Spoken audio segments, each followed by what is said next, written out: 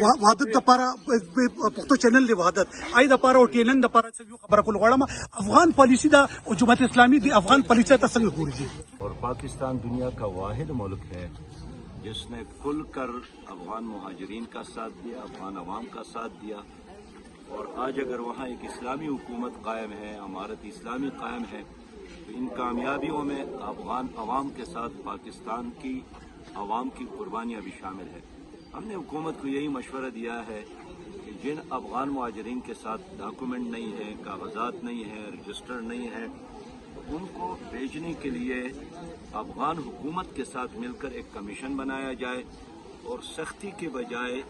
یا بے ڈھنگے طریقے سے ڈنڈے کے زور پر لوگوں کو ٹرکوں میں ڈال کر باہر پھینکنے کی بجائے افغان گورنمنٹ کے ساتھ مل کر ایک طریقے، سلیقے اور حکمت اور نرمی کے ساتھ پروگرام بنایا جائے۔ اس لیے کہ اگر ہم نے 30، 35 اور 40 سال قربانی دی ہے، ان کو برداشت کیا ہے، تو آخری لمحوں میں جب کہ وہ خود جانا چاہتے ہیں، افغان حکومت اس کو واپس لینا چاہتے ہیں، لے کر تورخم تک اور لنڈے کوتل کل وہاں ہزاروں کی تعداد میں لوگ بسوں میں بیٹھے ہیں، 3 دن وہاں گاڑیاں کھڑی ہیں، تو یہ سچویشن اور صورتحال یہ حکمت نہیں ہے۔ اس لیے